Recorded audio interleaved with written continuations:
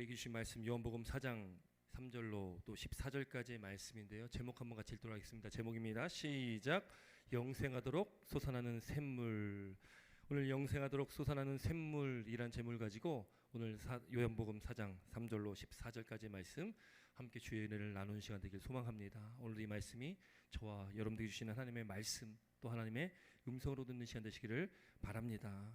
여러분, 우리가 잘 아는 말씀이죠. 아마 신앙생활 조금 몇 년 하셨다면 이 사마리아 우물가의 여인, 또 이 우리가 예배 때 찬양했던 이 우물가의 여인이라는 찬양 아마 대부분 다 잘 아실 겁니다.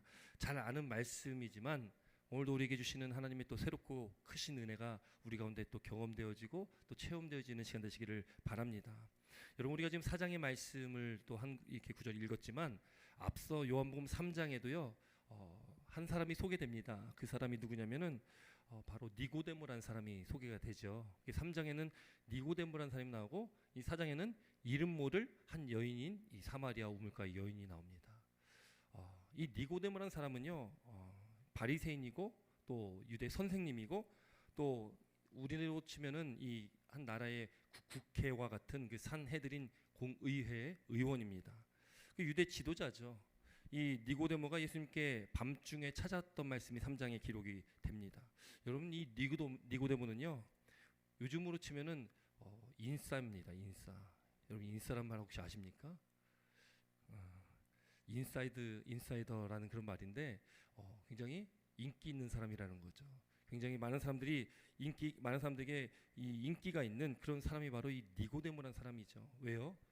그가 갖추고 있는 모든 것들이 사람들이 다 부러워하는 것들이었거든요. 그가 가지고 있었던 모든 자리, 그의 모든 위치들이 사람들이 다 우러러봤던 그런 자리에 있었던 사람입니다. 또 이 니고데모라는 사람은 이 유대 사회에 이 바리새인들은 또 유대인들이 굉장히 존경하는 그런 부류 사람들이잖아요. 이 바리새인들의 대표성을 갖고 있는 사람이 니고데모입니다. 근데 이 니고데모가 밤중에 사람들의 눈을 피해서 예수님께 찾아왔죠. 그러면서 그때 예수님께서 말씀하셨어요. 진실로 진실로 내게 이르노니 사람이 거듭나지 아니하면 하나님 나라가 볼 수 없느니라. 이게 니고데모가 깨닫지 못합니다. 그래서 니고데모가 얘기하는 거죠. 어떻게 사람이 늙으면 어떻게 다시 날 수 있습니까? 두 번째 모태에 들어갔다가 다시 날 수가 있습니까? 이게 묻는 거죠. 다시 태어난다고 하니까, 다시 나야 된다고 하니까 니고데모가 이해가 안 됐던 겁니다. 그때 예수님께서 말씀하십니다. 진실로 진실로 내가 이르노니 사람이 물과 성령으로 나지 아니하면 하나님 나라에 들어갈 수 없느니라. 이렇게 말씀합니다. 여러분이 3장에 니고데모를 만나주시고 니고데모에게 이 하나님의 나라에 대해서 또 하나님의 나라에 들어가기 위해서는 사람이 물과 성령으로 나지 아니하면 거듭나지 아니하면 하나님 나라에 들어갈 수 없다라고 말씀해 주셨죠. 그리고 4장에 이제 오늘 본문 말씀에 나오는 이 사마리아 우물가 여인을 만납니다. 이 사마리아 우물가 여인은 니고데모랑 비교했을 때는 정말 하찮은 존재입니다. 정말 이 비교할 수 없는 그런 존재이고요. 니고데모는 이름도 있고 그가 어떤 위치에 있었다는 것까지도 나오지만 사마리아 여인은 사마리아 여인에 대해서 소개할 수 있는 것이 아무것도 없습니다. 이름조차도 소개받지 못하는 그런 처절한 신세에 있는 사람이 바로 이 사마리아 여인이죠. 오늘 이 본문의 말씀 보니까요, 예수님께서 유대를 떠나서 갈릴리로 가고자 하시는데 사마리아를 통과하여야 하겠다. 여러분, 오늘 읽은 3절에 보니까 3절 4절의 말씀 보니까 사마리아를 통과하여야 하겠다라고 지금 말씀하고 있는데 이건 예수님의 의지가 들어가 있는 겁니다. 나는 거기 무조건 가야 된다. 나는 거기 꼭 가야 돼. 굳이 예수님께서 그 사마리아 땅을 굳이 들어가셔야 되겠다고 지금 말씀을 하고 있는 겁니다. 그렇게 사마리아 땅에 들어가셔서 간 동네가 바로 오늘 본문에 나오는 수가라는 동네입니다. 우리 5절과 6절 한번 같이 읽습니다. 5절과 6절 말씀입니다. 5절 6절 함께 읽습니다. 시작.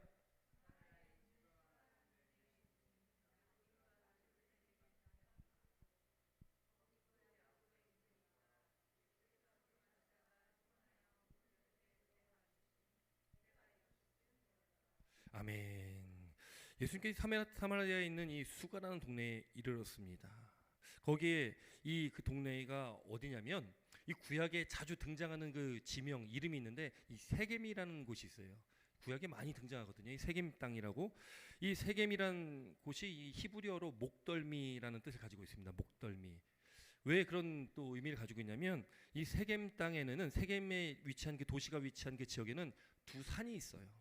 오른쪽에는 그리심산이라고 있고 왼쪽에는 에발산이라고 있습니다.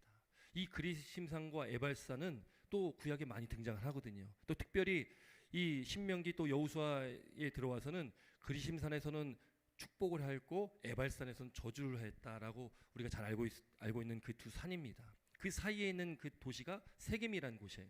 근데 그 세겜의 그 길 중에 바로 이 오늘 이 본문에 나오는 이 야곱이 그 아들 요셉에게 준 땅 또 그 야곱의 우물이 바로 거기에 있었던 겁니다. 그러니까 사마리아 수가라는 곳은 구약에 많이 나오는 세겜이라는 곳이다라고 이야기하는 거죠. 여러분 그곳에 바로 이 야곱의 우물이 있었다는 겁니다. 예수님께서 길을 가시다가요 피고나해서 그 우물 곁에 그대로 앉으셨는데 그때가 몇 시라고 되어 있습니까? 6시쯤이다. 이제 갈릴리로 이제 가시기 위해서 그 사마리아를 지나가시고 그 지나가시다가 수가성 그 우물가에 앉으셔서 좀 쉼을 이루고 있을 때입니다. 너무 지치셔서 이제 쉼을 쉬고 계실 때에 제자들은요 이제 먹을 걸 사라고 마을로 좀 들어갔고요. 예수님 혼자 거기 계셨던 모양입니다. 그때가 6시다. 여러분 우리가 여기서 좀 볼 게 있는데요. 우리가 6시라고 하면은 정오다. 뜨거울 때 이 여인이 사람들의 낯을 피해서 뜨거울 때 물을 길러 왔다라고 우리가 많이 말씀 들었을 겁니다. 그런데 여러분 조금 왜곡된 부분이 좀 없지 않아 있습니다. 왜 그러냐면 이 우리가 유대 시간을 계산할 때에 보통 우리 시간 유대 성경에 6시라고 하면 거기다가 보통 6시간을 더해야지 우리가 생각하는 시간이 되거든요. 그런데 마태, 마가, 누가복음은 이 공간복음이라고 하는 마태, 마가, 누가복음은 유대의 시간으로 기록이 되어 있는데 이 요한복음만은 로마의 시간으로 기록이 되어 있습니다. 그러다 보니까 지금 6시라고 했다면 6시에다가 플러스 6을 하면은 그건 유대의 시간이 되고 그냥 6시로 보면 그건 로마의 시간이 됩니다. 그런데 이 요한복음은 로마의 시간으로 기록이 되어졌다. 근데 예전부터 이제 뭔가 이 이야기를 좀 극대화하기 위해서 그랬는지 모르겠지만 아니면 이 시간을 계산을 좀 잘못해서 그럴지 모르겠지만 이 유대의 시간으로 계산하니까 6시니까 플러스 6을 해서 12시 정오에 그 태양볕 뜨거운 그 사막의 그 기온 가운데 이 여인이 상처가 있는 여인이니까 사람들 눈 피해가지고 물 길러 왔다라고 많이 들어오셨을 겁니다. 저도 어려서부터 그렇게 얘기 들었는데 이 시간이 로마의 시간으로 돼 있다라고 봤을 때 이 6시는 저녁 6시로 보고 있습니다. 많은 학자들이 그렇게 이야기를 하고 있다는 거죠. 여러분 이 제6시라는 시간이 오늘 지금 사장에도 나오지만 또 한 번 요한복음에 등장을 합니다. 언제 이 제6시라는 말이 기록되어 있냐면 예수님께서 십자가에 달리시기 직전에 이 빌라도 법정에서 재판을 받으실 때 그때의 제6시가 기록이 됩니다. 그때에 예수님께서 십자가에 달리신 시간이 제3시고 또 제6시로부터 제3시까지 해가 빛을 잃고 온 땅에 계속 어두웠다라고 이 공간복음에 기록되어 있는데 그리고 또 예수를 빌라도에게 넘겨준 때가 새벽이다라고 이 공간복음에 기록되어 있는데 요한복음에는 예수님께서 그 빌라도에게 넘겨준 때를 6시다라고 기록을 합니다. 제6시다. 그러니까 이게 제6시가 거기에 플러스 6을 하면 12시가 돼버리잖아요. 그러니까 이게 맞지가 않아지는 겁니다. 그 요한복음은 로마의 시간으로 한 거다. 그 6시면 6시인 겁니다. 그러니까 예수님이 빌라도 법정에서 재판을 받은 때는 새벽 아침 6시였어요. 그 아침 6시에 재판을 받고 바로 이제 십자가에 달리셨다는 거죠. 여러분께서 이 제6시라는 것은 우리와 동일한 시간으로 보면 된다는 것입니다. 여러분 이 시간이 뭐 정오이고 아니면 저녁 6시고 사실 그건 중요한 내용이 아닙니다. 그거는 사실 우리에게 뭔가 거기에 큰 의미를 두지 않아도 됩니다. 왜냐하면 그 시간이 중요한 것이 아니라 예수님께서 지금 이 사마리아 땅에 직접 들어가셔서 친히 지금 예수님께서 이 여인을 만나주셨다는 것이 중요한 거죠. 니고데모는요 본인이 찾아왔잖아요. 밤중에 니고데모도 자신의 위치가 있기 때문에 사람들의 눈에 띄면 안 되거든요. 그러니까 밤중에 예수님을 몰래 찾아왔습니다. 그런데 그 높은 위치에 있는 사람은 몰래 찾아오는데 정말로 이 세상에서 정말로 천대받고 아무것도 아닌 존재인 이 사마리아 우물가의 여인은 예수님께서 직접 찾아오셨다는 거예요. 여러분 얼마나 큰 은혜입니까? 여러분 이것은요 놀라운 은혜 아니겠습니까? 그것은 바로 저와 여러분도 마찬가지라는 겁니다. 죽을 수밖에 없는 우리를 예수님께서 찾아오셨다라는 거죠. 여러분, 우리가 그 은혜를 입고 살아간다는 것을 믿으시기 바랍니다. 아멘이십니까? 우리를 찾아오셔서 우리를 만나주시고 죽을 수밖에 없는 저와 여러분들을 영생의 자리로, 구원의 자리로, 생명의 자리로 인도하셨다는 것을 우리는 늘 기억하고 살아가야 된다는 것입니다. 여러분, 예수님께서요 그 우물가에서 이렇게 앉아 쉴 때에 한 여인이 온 거죠. 그 여인이 바로 사마리아 우물가, 이름 없는 이름 모를 한 여인입니다. 그 여인에게요 예수님께서 물 좀 달라고 부탁을 했습니다. 그런데 예수님이 물 좀 한번 좀 달라고 이렇게 부탁했더니 이 여인이요 굉장히 야박하게 굽니다. 우리 한번 9절 말씀 한번 같이 읽습니다. 9절입니다. 9절 말씀 함께 읽습니다. 시작. 사마리아 여자가 이르되 당신은 유대인으로서 어찌하여 사마리아 여자인 나에게 물을 달라 하나이까 하니 이는 유대인이 사마리아인과 상종하지 아니함이로라. 아멘. 당신은 유대인이면서 왜 사마리아인인 나에게 물을 달라고 합니까? 여러분, 유대인이요 사마리아인과 상종하지 않았다. 유대인들은 사마리아인을 개 취급했습니다. 뭐 상종하지도 않았을 뿐더러 유대인들은 이 갈릴리로 가려고 하면 이 사마리아 땅을 지나가야 되는데 그 땅이 부정한 땅이라고 여겨서 그 땅으로 지나가지 않았거든요. 아예 바닷가 쪽으로 돌아가든지 아니면 요단강을 건너서 오른쪽으로 돌아가든지 사마리아 땅을 밟지 않고 지나갔습니다. 그렇게 된 이유가 이제 이스라엘의 구약의 역사 속에 나타나는 거죠. 북이스라엘이 아수르에게 멸망당하고서 아수르의 정책이 혼혈 정책입니다. 이 피를 섞는 거죠. 그러다 보니까 이 북이스라엘 사람들이 아수르에 의해서 포로 잡혀가게 됩니다. 그리고 다른 사람들이 그 땅에 들어와서 살게 되어지고 서로 뒤죽박죽 피가 섞이게 되는 거죠. 이 혼혈 정책으로 생겨난 땅이 바로 이 사마리아 땅입니다. 그 사람들이 사마리아인이거든요. 그러니까 혈통을 중시하는 민족의 그 혈통을 중시하는 이 유대인들에게는 이 사마리아 땅과 이 사마리아인들은 이제는 자신의 혈통이 아닌 것입니다. 그러니까 거기를 인정하지 않습니다. 상종도 하지 않습니다. 거의 괴취급을 하는 거죠. 여러분, 그래도요 아무리 그런 역사가 있다고 하더라도 그래도 인간에게 마음이 그래도 목마른 사람이 물 한 모금 달라고 하면 그냥 그 인지상정 아니겠습니까? 물 한 모금 이게 마시라고 줄 수 있는 거 아니에요? 그렇지 않습니까? 안 주시겠습니까? 줄 수 있잖아요. 인간의 마음이 그래도 힘들어하시는 분 보면 좀 도와줄 수 있는 그런 마음들이 있지 않겠습니까? 그런데 이 여인이요 그렇게 예수님께서 정중하게 부탁을 하셨는데 굉장히 까탈스럽게 대하는 겁니다. 물 한 바가지 한 모금 주지 못하는 거예요. 너무 까다롭게 지금 예수님께 대합니다. 여러분, 그 이유가 무엇이었을까요? 그 사마리아 여인의 그 내면에 상처가 있었기 때문에 그랬던 것이죠. 여러분, 마음에 상처가 있으면 어떻습니까? 주변에 상처가 있으신 분들, 상처가 없는 사람은 사실 아무도 없을 겁니다. 누구든지 어떤 이유에서 우리는 다 상처를 가지고 살아가는 사람들이죠. 그 내면에 상처가 있는데 그런데 그 상처가 유독 다른 사람들보다 더 심하신 분들이 있죠. 주변에 그런 분들이 분명히 있을 겁니다. 여러분, 그러면 어떻습니까? 그렇게 상처가 정말로 깊은 분들하고는 뭔가 이렇게 교제하기가 좀 쉽지 않은 부분들이 있습니다. 말이나 행동 하나하나 조심해야 되고 또 이 상처가 있는 분하고 이게 마음을 열고서 서로 이렇게 공감하면서 이야기하기가 좀 쉽지 않은 부분들도 분명히 있다는 거죠. 종종요 이 상처를 가지고 있는 분들은 이게 누군가가 호의를 베풀고 누군가가 친절을 베풀면 그것을 오해하면서 받아들이는 경우도 있다는 겁니다. 그리고 이렇게 상처가 있으면 어떻습니까? 그 마지막 그 남은 자존심 있기에 자신의 상처를 감추려고 합니다. 드러내려고 하지 않죠. 여러분, 이 사마리아 여자는 그런 상처가 있는 여인입니다. 그 여인을 예수님께 직접 찾아오셨다라는 거죠.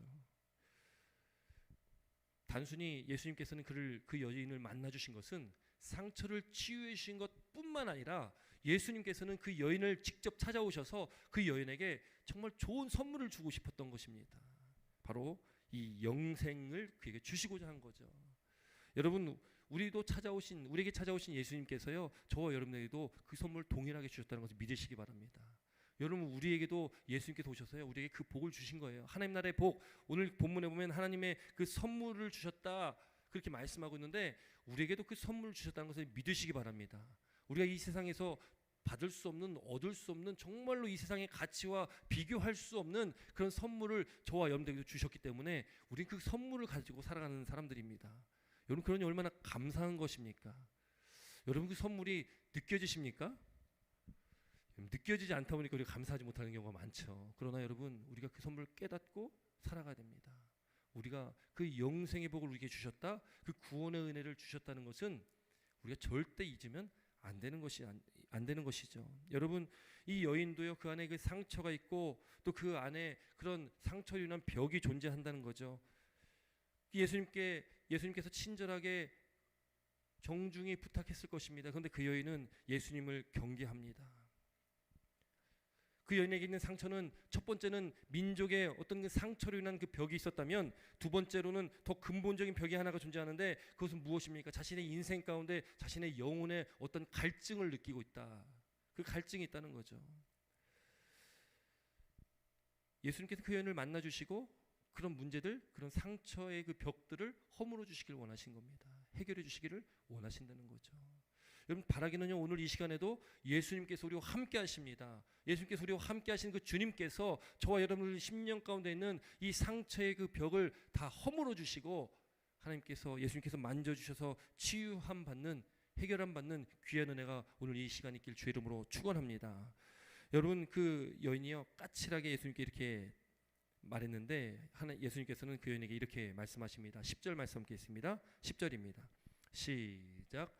예수께서 대답하여 이르시되, 내가 만일 하나님의 선물과 또 내게 물 좀 달라 하는 이가 누구인 줄 알았더라면 내가 그에게 구하였을 것이요 그가 생수를 내게 주었으리라. 아멘. 여러분, 예수님은 그녀의 아픔을 아시고 상처를 아십니다. 그리고 그 여인에게 이 하나님의 선물, 또 그 선물과 예수님을 그 만남 가운데 예수님이 누구신지를 알게 하고 싶으셨던 거죠. 여러분, 하나님의 선물이 무엇입니까? 여러분, 그 하나님의 선물은 아마 구원의 선물이겠죠. 영생의 복을 주신 것입니다. 그러나 가장 큰 선물이 무엇입니까?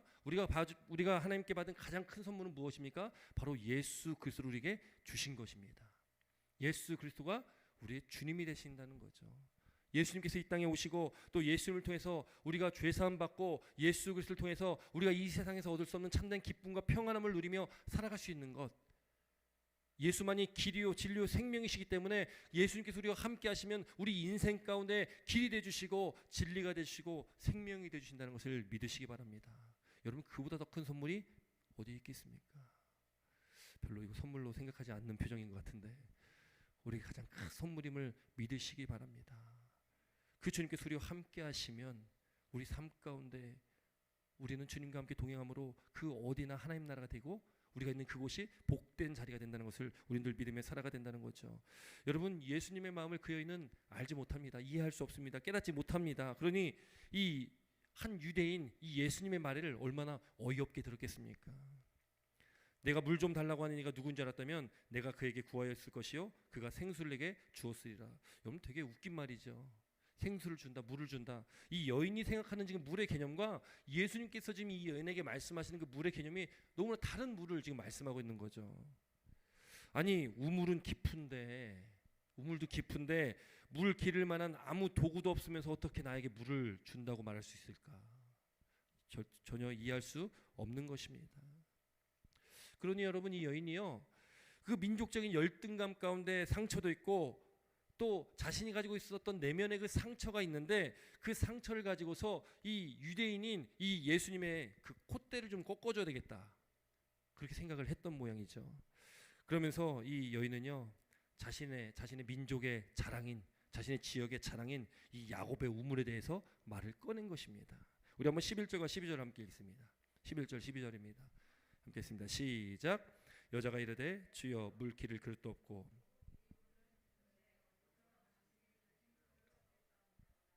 우리 조상 야곱이 이 물을 우리에게 주셨고 또 여기서 자기와 자기 아들들과 짐승이 다 마셨는데 당신이 야곱보다 더 크니까. 아멘. 여러분, 이 우물은요 유대인들과 마찬가지로 이 조상인 이 야곱으로부터 물려받은 것이다. 그리고 이 우물에는 물이 아주 풍족해가지고 그 지역에 있는 모든 마을 사람들과 가축들이 넉넉하게 마실 수 있는 그런 우물이다라고 지금 강조하면서 얘기합니다. 그러니까 자신들도 지금 이 유대인들에게 지금 이게 비천한 대우를 받고 있지만 자신들도 유대인과 마찬가지로 우월한 민족이다라는 것을 증거하고 있는 것입니다. 그러면서 그 여인은 예수님께 묻습니다. 당신이 야곱보다 큽니까? 야곱보다 크냐 이런 거죠. 자신들이 생각하는 자신들의 조상인 이 야곱보다 당신이 큽니까? 예수님이 콧대를 좀 한번 누르고 싶어서 이런 이야기를 했던 것입니다. 그런데 예수님께서는요 그 여인에게 이렇게 대답하십니다. 우리 13절 14절 함께 있습니다. 13절과 14절입니다. 시작. 예수께서 대답하여 이르시되 이 물을 마시는 자마다 다시 목마르려니와 내가 주는 물을 마시는 자는 목마르지 아니하리니 내가 주는 물을 그 속에서 영생하도록 솟아나는 샘물이 되리라. 아멘.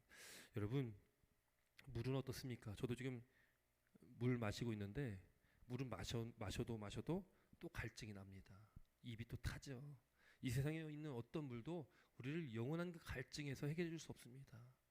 여러분, 지금 이 여인이 이야기하는 이 물은요 그냥 우리가 마시는 이 물 자체가 아니죠.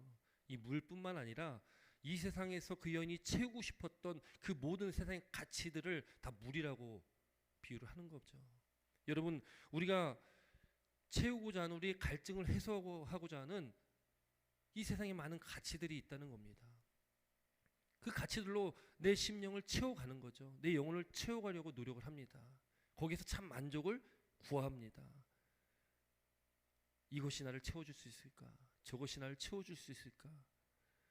그런데 이 세상에서 아무리 채우려 해봐도 아무리 물을 마셔도 또 어김없이 갈증이 나는 거예요. 또 어김없이 물을 또 마셔야 되는 겁니다. 또 다른 그 무언가를 또 바라보고 또 구해야 되고 찾아야 되는 것이 이 세상의 이치라는 겁니다. 그 여인에게요 예수님을 말씀하시는 거예요. 내가 주는 물을 마시는 자는 영원히 목마르지 아니한다. 내가 주는 물은 그 속에서 영생하도록 솟아나는 샘물이 된다. 여러분, 이 물이 무엇입니까? 이 물이 무엇을 의미합니까? 바로 이 물은요 예수 그리스도를 말하는 것입니다. 여러분, 예수 그리스도가 우리 안에 있으면요, 예수 그리스도가 우리 안에 계시면 여러분 세상에서 구할 것들이 뭐가 그렇게 많아지겠습니까? 예수님께서 우리 안에 거하시면 그 안엔 참 만족이 있습니다. 참 평안함이 있죠. 우리가 세상에서 구했던 여지껏 우리가 구하며 살았던 세상의 가치들이 이제는 우리에겐 더 이상 필요하지 않는 것들이 되는 것이죠. 예수님 한 분이 우리를 채워주신다는 겁니다. 예수님 한 분이 우리의 참 만족이 되신다는 겁니다. 우리에게 필요한 물이 무엇입니까? 사마리아 여인이 얘기하는 그 물이 아니라 우리는 예수님께서 말씀하신 예수님께서 주시는 그 물을 우리는 마셔야 되는 거죠. 그럼 우리는 영원히 목마르지 않습니다. 우리는 어떤 갈증도 느끼지 않습니다. 우리가 그 물을 자꾸 잃어버리기 때문에 그 물을 자꾸 우리도 사마리아 여인처럼 자꾸 세상에서 뭔가를 찾다 보니까 자꾸 우리는 갈증을 일으키고 자꾸 우리 삶 가운데 그것들이 문제가 되어지기 시작하는 겁니다. 영원히 목마르지 아니하는 이 영생의 샘물, 영원히 영생하도록 솟아나는 이 샘물, 바로 예수 그리스도를 늘 우리 안에 모시고 살아가시길 주의 이름으로 축원합니다. 그 예수님과 늘 동행하시기 바랍니다. 그 예수님만을 의지하시기 바랍니다. 그 예수님만을 바라보시면서 참 만족을 누리시길 바랍니다. 여러분, 그것이 무엇입니까? 그것이 하나님 나라입니다. 우리 안에 하나님 나라가 임했다는 거죠. 하나님 나라는 여기 있다 저기 있다는 것이 아니라 내 안에 있다. 하나님 나라가 우리가 죽어서 가는 곳이 완전한 영원한 그 하나님 나라지만 우리가 하나님 나라 가기 전에 우리가 하나님 나라를 경험할 수 있는, 맛볼 수 있는 그 은혜를 우리에게 주셨잖아요. 예수님께서 그렇게 하나님 나라에 대해서 우리에게 말씀하셨거든요. 그거 맛 좀 보고 와라. 좀 맛 좀 봐라 좀. 근데 그 맛을 못 보고 살아가는 경우가 너무 많은 거죠. 그 하나님 나라가 우리 안에 있으면 이 세상과는 비교할 수 없는 것들이 우리 안에 있는 겁니다. 이 세상에서 비교할 수 없는 기쁨과 감사가 넘치는 그런 삶을 살아갈 수 있게 된다는 것이죠. 사랑하는 성도 여러분, 우리가 그 물을, 영원히 목마르지 않은 물을 마시는 우리 사랑하는 템파제 감독의 성도님들 되시길 주의 이름으로 축원합니다. 여러분, 이 여인의 상처는 무엇이었습니까? 우리가 뒤에 말씀을 읽지 않았지만 예수님께서 말씀하시죠. 내 남편을 보러 와라. 남편을 보러 와라. 그랬더니 그 여인이 말하는 거예요. 나는 남편이 없습니다. 예수님 말하죠. 내가 남편이 없다는 말이 맞다. 내가 전에 남편이 5명이 있는데 지금 6번째 있는 이 남자는 또 남편이 아니야. 이 여인이요 깜짝 놀랍니다. 자신이 치부라고 생각했던 어떤 자신의 약점이라고 상처라고 생각했던 이 일을 예수님께서 말씀하시니까요 깜짝 놀라는 거죠. 여러분, 이 여인도요 이 세상 가운데서 물론 결혼을 이렇게 몇 번 했다는 것이 그게 뭐 잘못되고 죄가 아닐 것입니다. 그러나 이 여인도 이 세상 속에서 뭔가 구하고 찾는 것들이 있었다는 거죠. 그런데 거기에 참 만족이 없었던 것입니다. 예수님께서 그 여인의 그 마음, 그 심령 상태를 아셨기 때문에 그 여인을 직접 만나 주셨던 거죠. 그 여인을 만나 주시고 그 여인의 그 안에 있던 내면의 그 상처를 예수님께서 다 치유해 주시는 겁니다. 해결해 주시는 겁니다. 그 안에 있었던 그 모든 벽들을 다 예수님께서 허물어 주셨다는 것입니다. 여러분, 그때의 그 여인이 이제는 이 세상에서 구하지 못했던 그 참된 만족과 평안과 감사가 이제 그 안에 솟아나기 시작하는 거죠. 언제요? 예수님을 만나고 예수님이 누구신지를 깨달았을 때에 그가 그렇게 변화된 삶을 살아갈 수가 있게 된다는 겁니다. 여러분, 우리 삶 가운데도 그런 변화의 삶을 누리시길 주의 이름으로 축원합니다. 진정 우리가 예수님을 만나고 우리가 예수님 믿지만 그럼에도 우리가 날마다 예수님과 함께 동행하는 삶을 사시길 주의 이름으로 축원합니다. 그렇게 예수님과 동행할 때에 우리가 오직 주님 은혜 안에서 거하게 되며 또 주님께서 우리에게 주시는 참된 기쁨과 평안함을 맛보게 됨을 믿으시길 주의 이름으로 축원합니다. 여러분, 예수님께서 우리에게 말씀하시는 거죠. 내가 영원히 목마르지 않은 물을 내게 주겠다.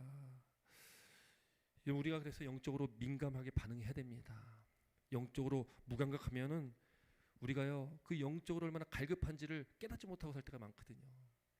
그래서 내가 영적으로 갈급하다는 것을 깨닫는 것이 은혜입니다.